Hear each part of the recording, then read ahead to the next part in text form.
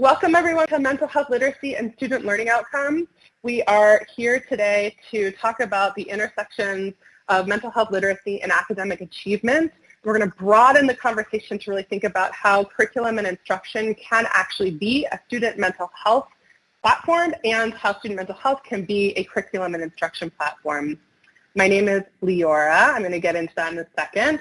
I want to just welcome you all. This webinar is provided through the Pacific Southwest Mental Health Technology Transfer Center. This is a disclaimer because we are funded through SAMHSA, and this content reflects this presentation and not necessarily that of the agency.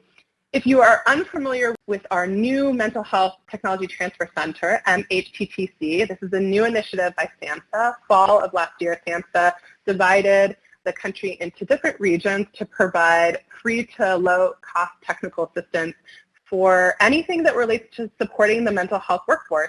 We are really fortunate that we at the Center for Applied Research Solutions were awarded to support the Pacific Southwest Mental Health Technology Transfer Center, but we work in collegiality with all of the rest of the MHTTCs. So even if you're not from the Pacific Islands, Hawaii, California, Nevada, or Arizona, you are still, of course, welcome to everything that we do here in our center, and we're happy to connect you with your home center as well. Again, a little bit about us. We're a center to provide technical assistance, so that means resources, workshops, trainings, professional development, and life-changing webinars like this one. And our goal is to promote evidence-based and culturally appropriate mental health prevention, treatment, and recovery strategies. I do want to mention, as I said earlier, that we've got a ton of offerings. Some of you may get them frequently in your inbox. If you'd like to sign up for our newsletter, you'll get that information at the end. But I do want to just say that part of our work here today is that we were also awarded specific funding to support school mental health for this year, hopefully in years to come, but specifically this year.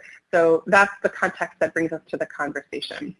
That's me. That is an old picture, but still me. So my name is Leora. I am the school mental health lead for SAMHSA's Pacific Southwest Mental Health Technology Transfer Center.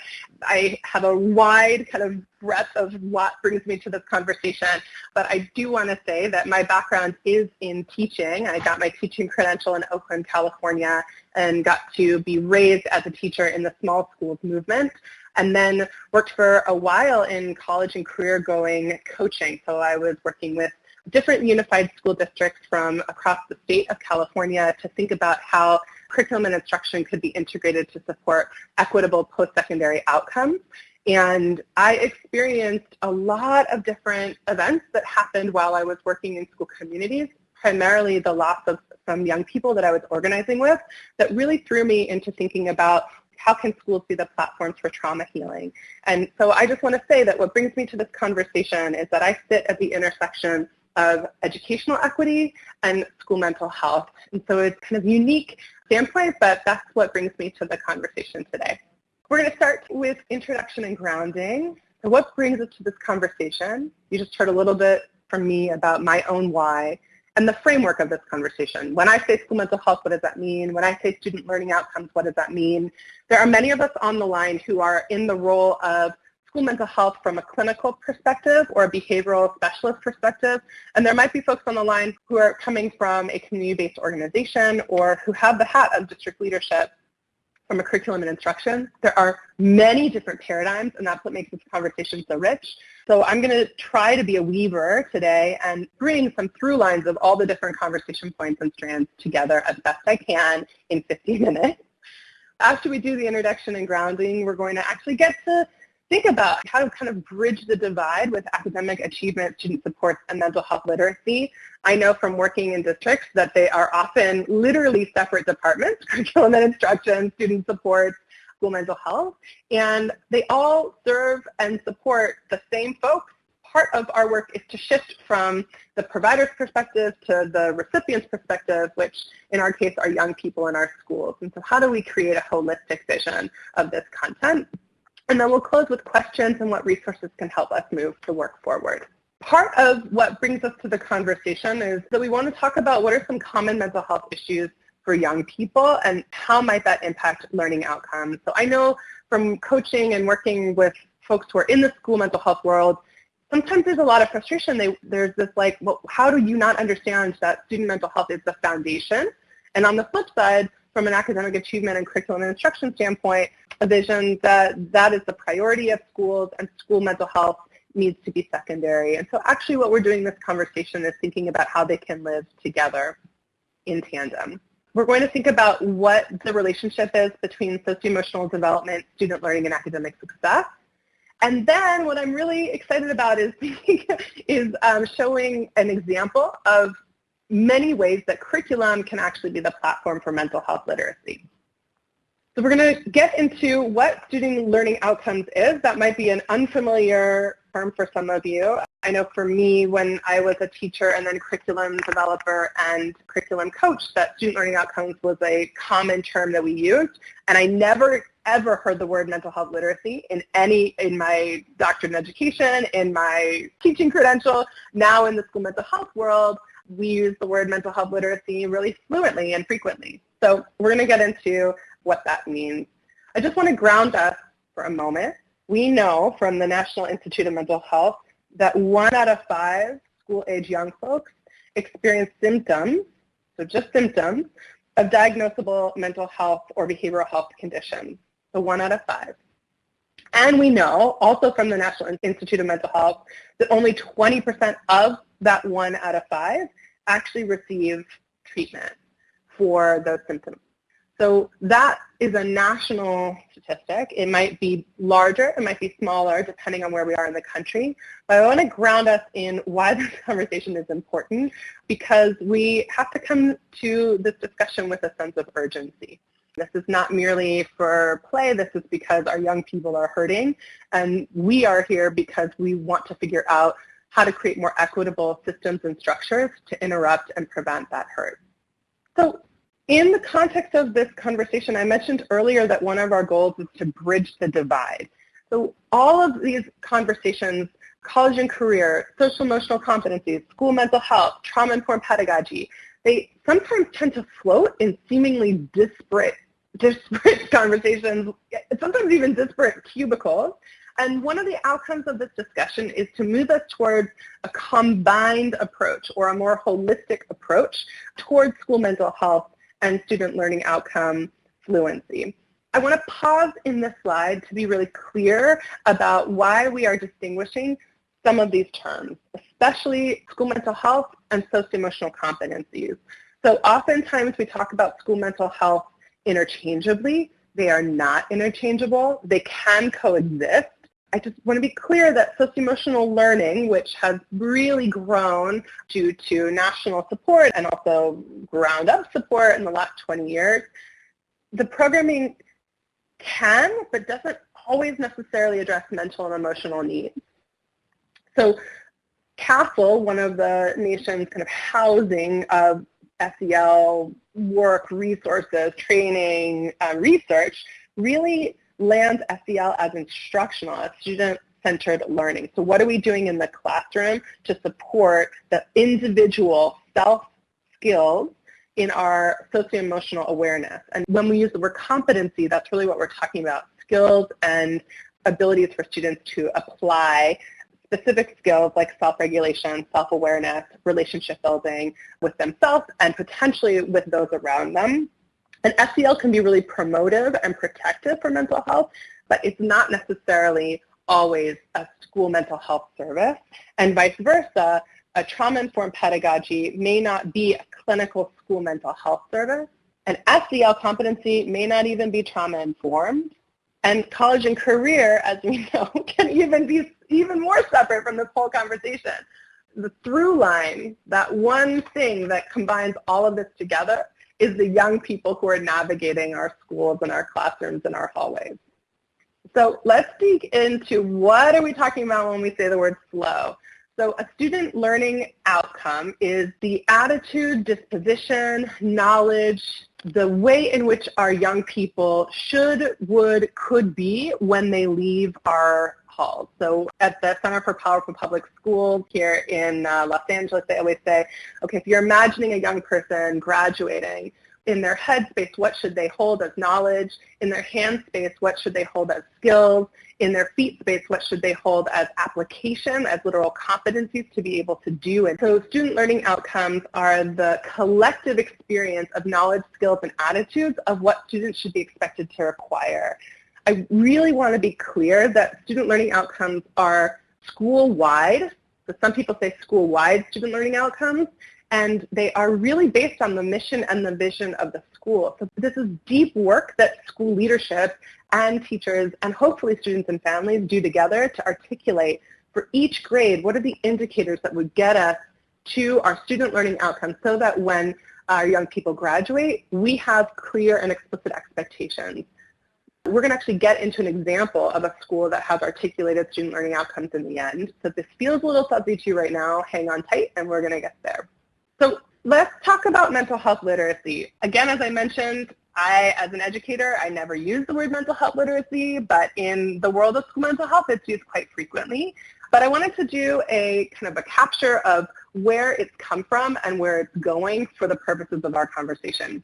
Back in 1997, Yorm really coined the term mental health literacy and used mental health literacy to talk about the knowledge and beliefs about mental disorders which aid recognition, management, or prevention. So it was literally the knowledge and awareness at the know level, that's what it is, and period. Then I was going to say about 10 years later, but that's not true. It actually took a little bit longer. In 2012, Yorm actually, with colleagues, expanded that definition. So then it became like, okay, knowledge and belief, not enough. It's not enough for us to say, oh, that is what autism is, or that is what an IEP is. Actually, what we needed to know is what would the benefits of mental health services be to that person? How could we not only recognize but also strategize for help seeking and provide first aid skills? So really, wave 2, if some of you are on the line, you're probably going, oh, mental health first aid, oh, youth mental health first aid, like coming out of wave 2. So again, not just recognition, but actually how can we create practices and procedures that support people in their application of that recognition. The next wave is what we're sitting in now. The Black Emotional Mental Health Collective in 2017 coined the term the Social Justice Informed Mental Health Literacy, SJM, and really thinking about mental health education framed in social historical context of inequality that aids in the skill building, healing, and liberation of communities. So I hope that we see that shift. Again, it's not just the individual recognition.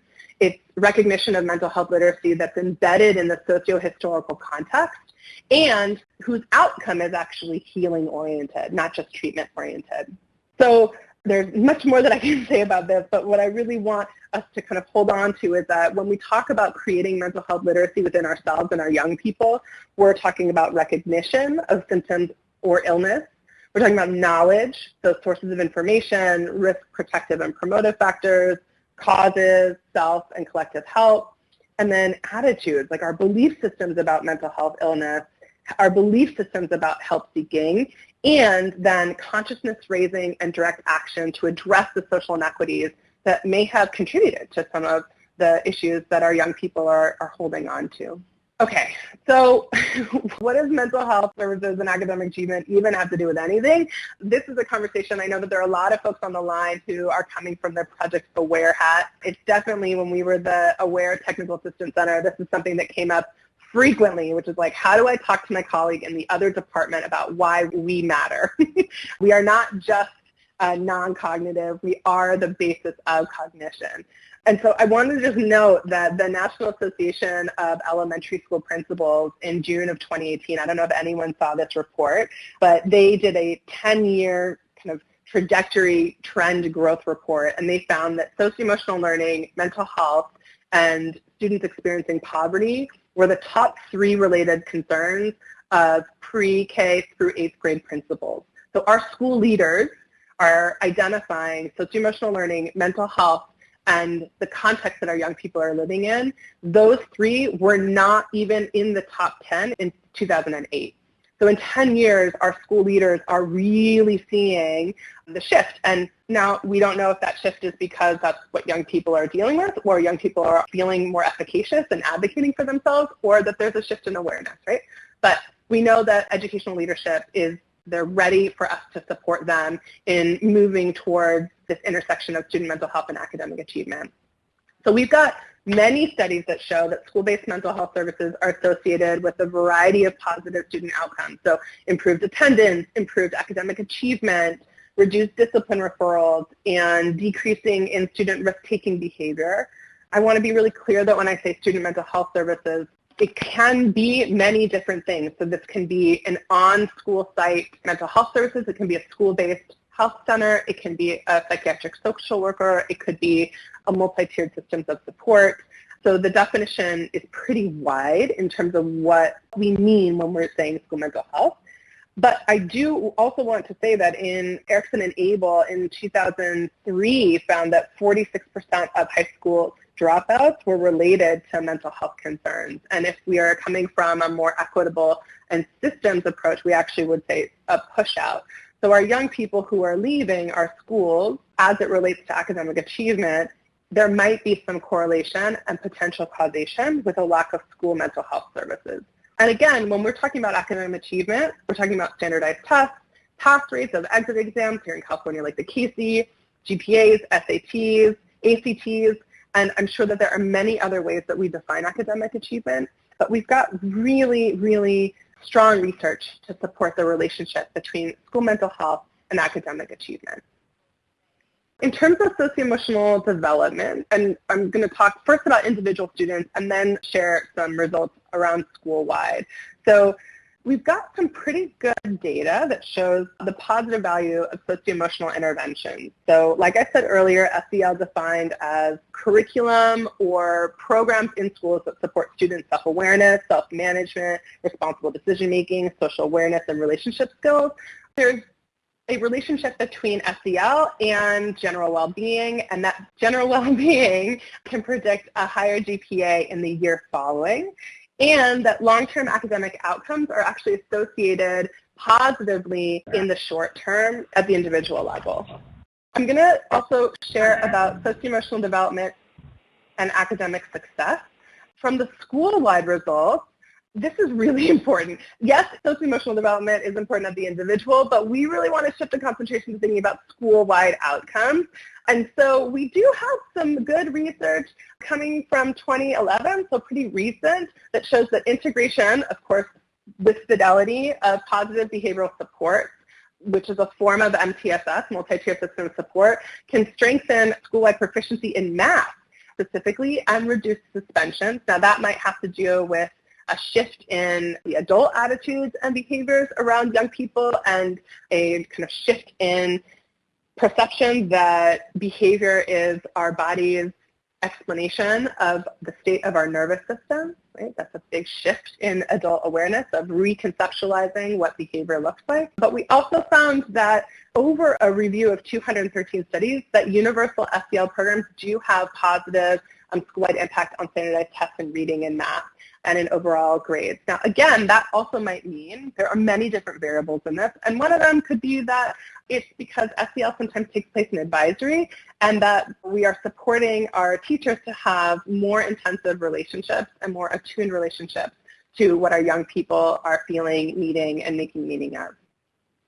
Last but definitely not least is trauma-informed pedagogy and practice in academic success. So we are really using the word trauma-informed. It is the latest and greatest, and as my colleague Erica Woodland says, trauma-informed has come to mean everything and nothing at the same time. What I mean by trauma-informed are personalized learning experiences informed by the latest brain and behavior and body science. And when we think about trauma-informed policies, we actually are seeing that there are a reduced amounts of suspensions and expulsions and actually significant improvement in academic achievement. And there's some some recent findings that trauma-informed school-wide interventions do increase students' resiliency in their coping skills, their recovery, and their ability to pay attention. I know that when I taught brain and behavior as a 9th grade teacher, that even students having the metacognitive language about their 4 brains and understanding the relationship between their brainstem, their limbic system, and their prefrontal cortex supported their ability to regulate. Again, I want to be really clear that this research is very new. This is coming 2015, 2016, as you can see. So we've got some preliminary research that trauma-informed policies and practices are linked to higher graduation rates. Again, it may not be causal, but it definitely could be a corollary factor. And that school-wide universal programs, so Tier 1, that are trauma-informed could reduce bullying. So that can increase a student's desire to feel like school is a positive, safe, and loving place, and the relationship between trauma-informed interventions and discipline referrals.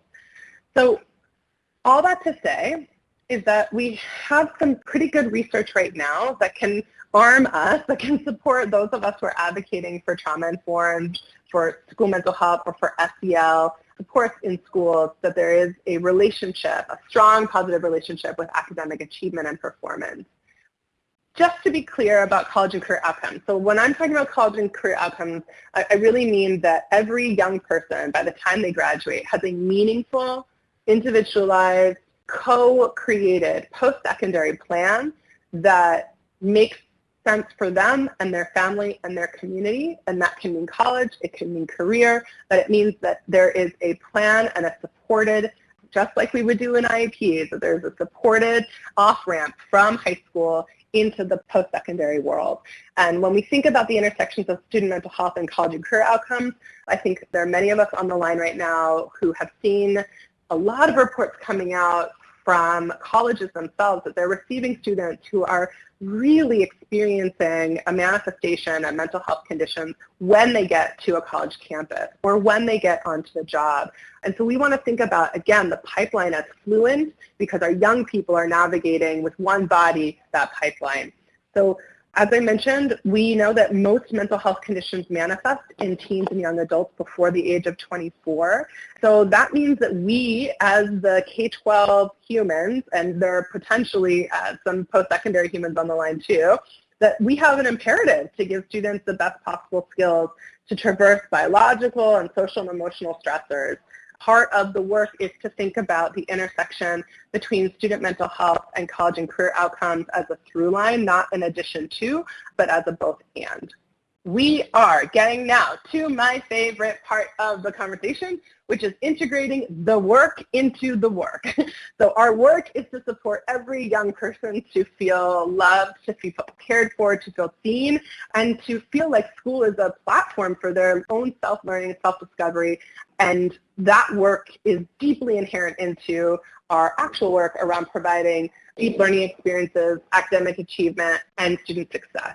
So just briefly, I don't know if there's anyone on the line from Virginia and New York, but if you did not catch this in the news, last year the Virginia Governor Northam signed a bill into law that requires mental health curriculum for 9th and 10th graders, and they are going to update their statewide health standards of learning to reflect mental health standards. So this is pretty big, and it's going to be a statewide program that would explain brain science behind mental illness, help students to learn how to improve their own mental well-being, and reduce the stigma around mental health. So this is a statewide bill coming out of Virginia.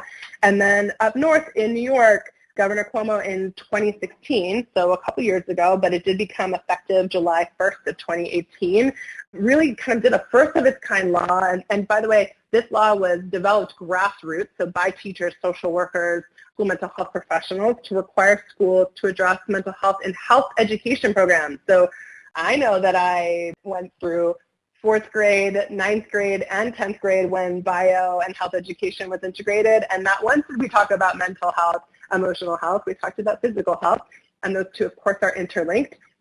And so in New York, for students in grades K through 12, they are going to be kind of investigating, thinking about, getting creative about how to interweave mental health and health education programs.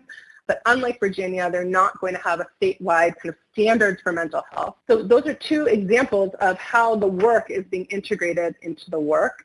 And As we move through this section, I'm going to provide 3 examples of one high school who's integrating the work into the work, and one college, and then we're going to land in some discussion. So if you have your fingertips at the chat box, I'd love for you to provide what are reflections that come up for you when you read this quote. So this quote is from Dr. Cariaga, who teaches teacher education at California State University, Dominguez Hills. And I'm going to read it out loud, and then I'm going to be quiet for a second while folks put some reflections into the chat box. Dr. Cariaga writes, integrating critical literacy, which is a term from Dr. Morrell, and socio-emotional literacy practices, critical healing literacies, help students shift from being objectified to false dominant narratives to becoming the subjects of their own life weight of grief and anger, and ultimately to move in the world, not from habits of fear, shame, or lack, but from a deep sense of knowing and conviction and compassion for themselves and their community. So how does this resonate with folks? Yes, so Danny says, this seems to give students a sense of control and power in their own lives, which should ping us because that is a direct trauma-informed care principle of agency. Jennifer also says empowering, give kids the tools they need to move into adulthood, empowering, right?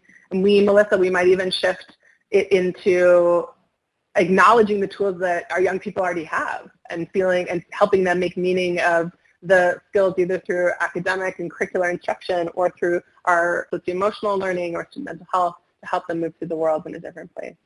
Yes, resilience. We're starting with this quote in this section because both academic achievement, student learning outcomes, and student mental health can often be talked about as services that we provide at students or to students or for students instead of with them. And the shift, just like any shift that's trauma-informed, is moving from a power over to a power with. And what Dr. Cariaga offers in this quote is how do we build literacies, both mental health literacies, social justice mental health literacies, like we talked about at the beginning, and content interrogation for young people to make meaning of their own lives for themselves, for their own empowerment.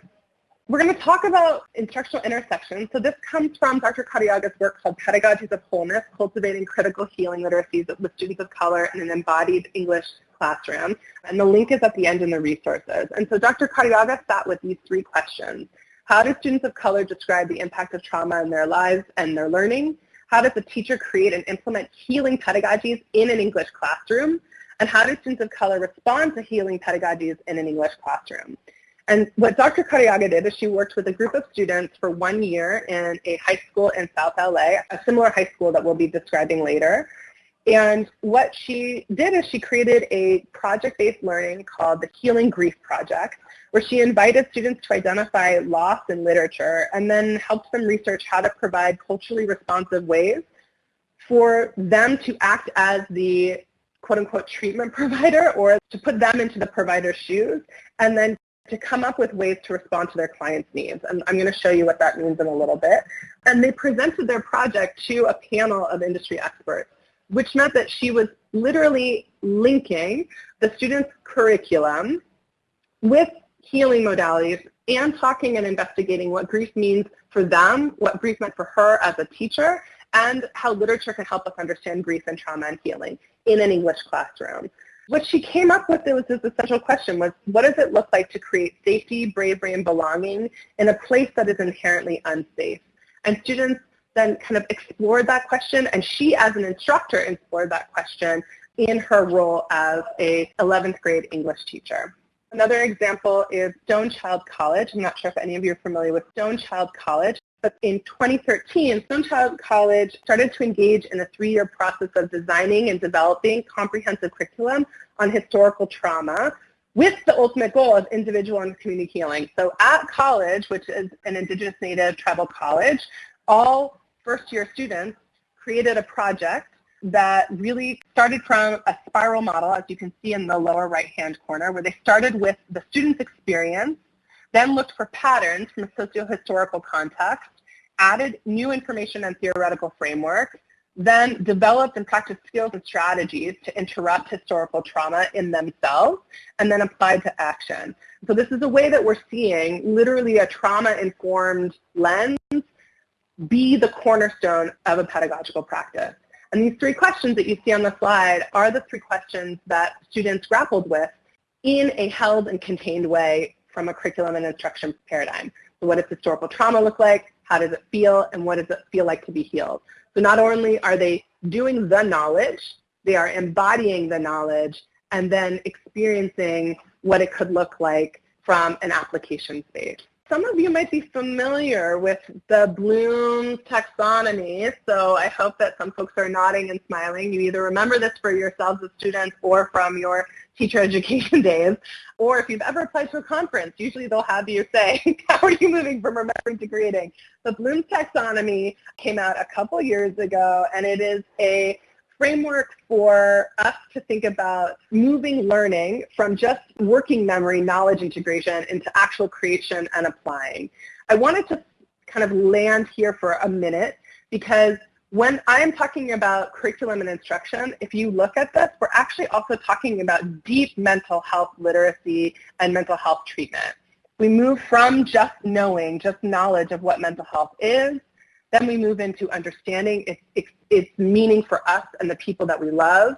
Then we think about what problems, how could we solve these solution finding for the context of our own lives, analyzing what are the socio-historical contemporary contexts that have created the actual experience that we're living in, evaluating that experience, and then creating potentially completely different ways of being.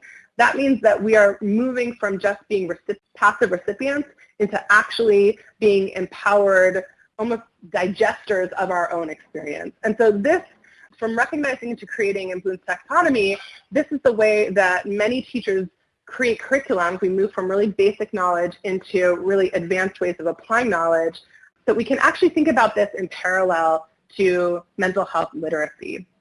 So if we land on this creating, which is what came up for folks when they were listening to Dr. Karyaga's quote, we land in the creating space. We know that not only is that the absolutely most influential factor for academic achievement, but also for student mental health. So when our young people create their own referral pathways and they create their own treatment plans with a meaning-making partner, that's when the difference comes. So there are parallel processes.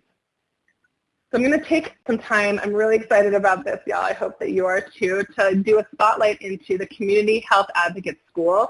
So Claudia Rojas is a colleague of mine and wasn't able to be on the line with us because she is teaching, but she was the principal of Community Health Advocate School, Chaz, and Chaz is a school at the Augustus Hawkins campus in South LA, and all the following information comes from Claudia. Chaz is a really unique school. They are a career pathway, so they are a linked learning high school, which means that they are bridging work-based learning, project-based learning, student support alongside a California designated career and college pathway. They're the only one in LA that is a social work and community health advocacy school. And so they don't only provide career pathways that ensure that students become social workers by the end of their career, but they also provide all the resources for students to get the support they need and also for their community to need. So they are a college preparatory and career-based curriculum, and every single project, 9th through 12th grade, helps real-world learning experiences like internships and professional mentoring and job shadowing that are aligned to the social work and community health field. And I'm going to show you a little bit about what that looks like. Back a couple minutes ago, I said that our student learning outcomes, so the graduation outcomes of our young people, are based in the mission and the vision of the school. And so we have the mission and the vision up front and center from Chaz. This is actually a picture of their students presenting at NAMI, California. So Chaz, their mission is that every young person, when they graduate, feels nurtured, empowered, and inspires the future social workers and community health advocates of South Central Los Angeles. So they are completely located and contextualized. And they have a vision that Chaz is going to prepare every single student with understanding and a career pathway in contextually competent social work, behavioral health, or other community health professions in order to excel in higher education. I really encourage you to look at Chaz's website. They're very, very unique. And I just want to be clear that alongside their curriculum their curriculum pathway, so 9th through 12th grade, they also provide tiered student supports, not only for their students, but also for teachers. So they have universal services, targeted services, and intensive services, and concurrently, concurrently is what I want to say, they provide curriculum and instruction support. This is when, earlier we were talking about what student learning outcomes look like. This is Chaz's student learning outcomes. So every single graduate, by the time they graduate, will be health advocates, will be critical thinkers, collaborators, and researchers. And all 4 of those student learning outcomes are aligned to the California Pathway Standard of Mental and Behavioral Health and for Public Health. This is a pretty intensive slide, but what Claudia says is that the student learning outcomes not only inform instruction, but they also inform school climate and culture. So I'm going to talk about health advocates as you kind of scan through some of the bullets, what that looks like in real life. Students, for example, as health advocates, one of their outcomes is that students understand their own health, they're able to advocate for improvement in their health, and a sense of urgency is created so they learn how to regulate behaviors if any of those behaviors are continuing to cause them or other people harm, and that when adults understand the health needs of their students, their levels of empathy increases and they can handle minor infractions in a healthier way. So it's not just that students are becoming health advocates, but every single teacher, every single staff person is as well. So we can give an example around critical thinkers. Students are taught about how to articulate their problems from a solution-finding space so that if or when they are escalating, they're able to contextualize it in a prevention and postvention framework. So they're immersed in curriculum discussions about disparities that face them and historical factors that have contributed to some of the oppressive systems. And then they get to figure out how to be empowered by the knowledge and use it to interrupt those systems themselves. So I also want to just name that restorative justice practices are embedded at every single level, not just for students, but also for teachers themselves at Chaz. So teachers make a commitment to lead at least one community building circle in their advisory a week, and harm and healing circles take place wherever a student's experiencing conflict with either a peer or an adult, and that teachers themselves, as they were embarking on building a restorative practice culture, teachers themselves sat in circles with the facilitator to experience it for themselves as individuals and also for the teaching staff. So much good stuff here, Chaz.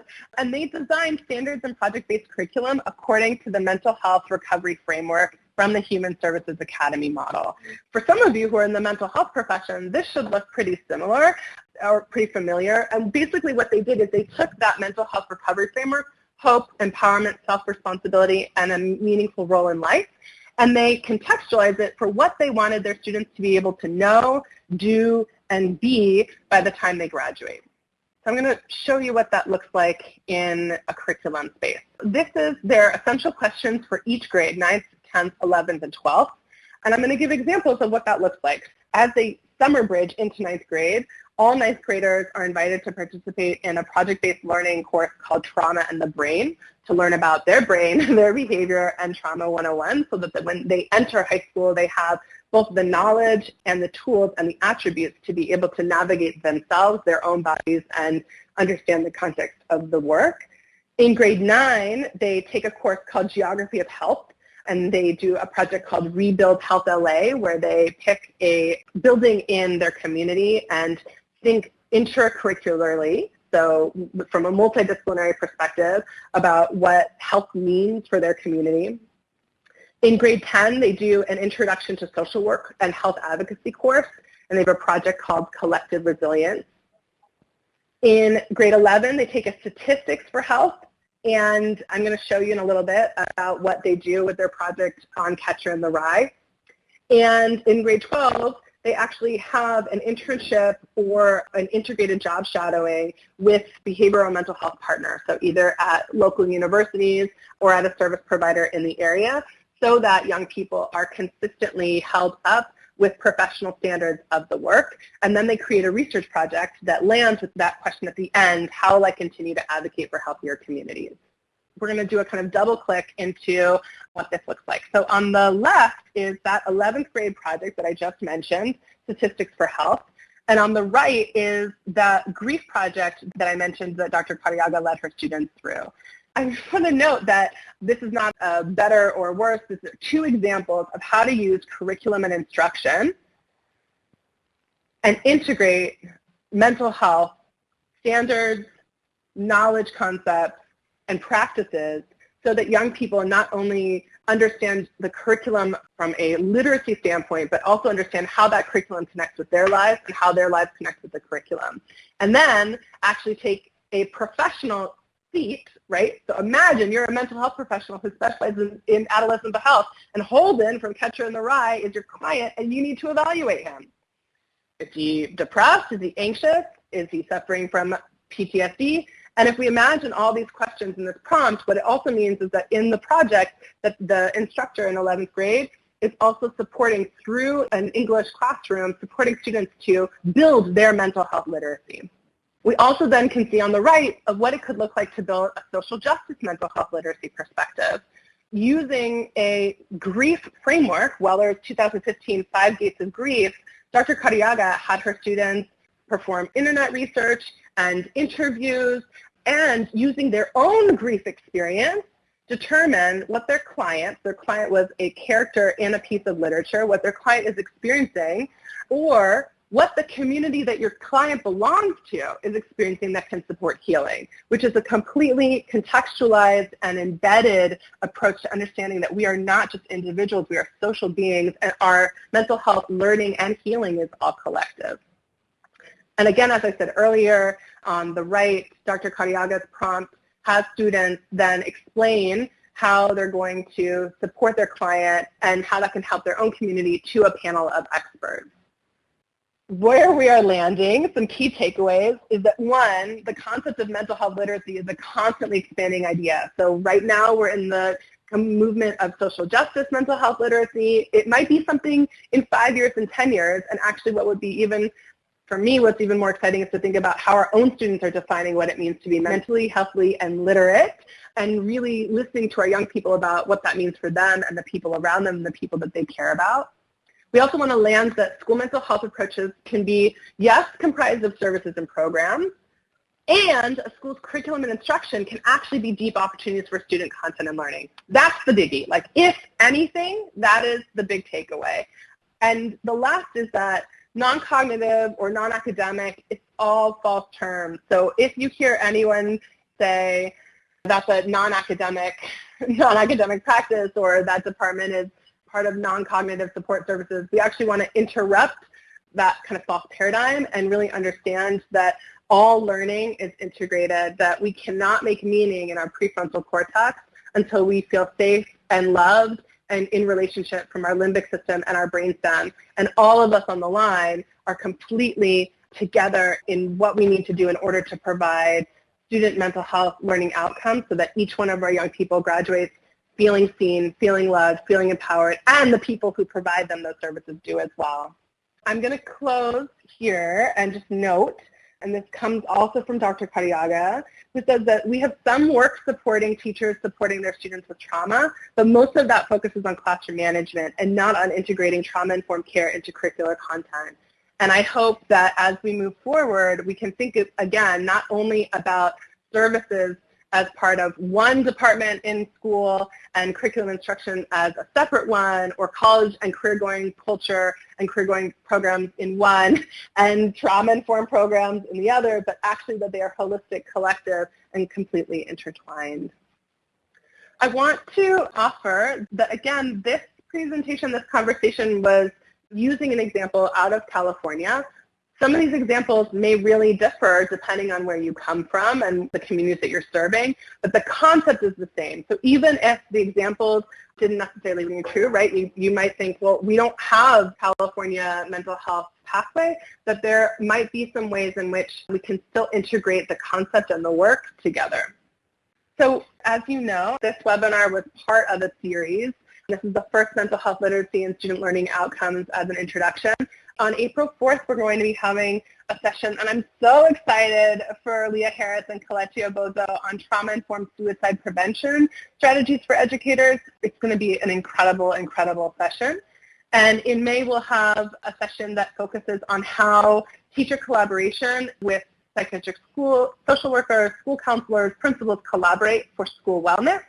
And then in June, and I think we have some of the presenters on the line with us today, we have a session called When There's One School Counselor, Strategies to Reach All Students Nevertheless, which we're incredibly excited about. This is our contact information. If you have questions for me, if you have feedback for me, if you have resources, definitely contact us here. And if you don't have our newsletter yet, please do sign up for our newsletter. And I wanted to just offer that at the end of this webinar, I did provide a lot of resources to help us move towards the kind of next steps. I know this was a lot of information in a short amount of time, and I tend to talk fast and I'm excited. But particularly the second piece I'd like to point out is the University of California's Curriculum Integration Project of how to develop future mental health and behavioral health professionals through mentorships and internships, and that's at the K-12 level. And there's a ton of curriculum that we can really support our teachers to think about that will help that trauma-informed, that brain-based personalized learning experience come to life.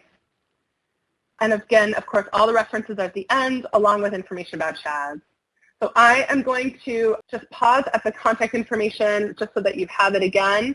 We're going to close in about 1 minute so that Joanne can launch the evaluation and that you can give us feedback and then have the rest of your day back to yourselves. But I'm just so grateful that all of you joined us. This, of course, is a little bit of a different way of thinking about mental health literacy, and I really appreciate you being along for the ride and taking time to listen about ways that we can think alternatively, creatively, and most importantly, holistically about this work. So thank you, everyone, so much.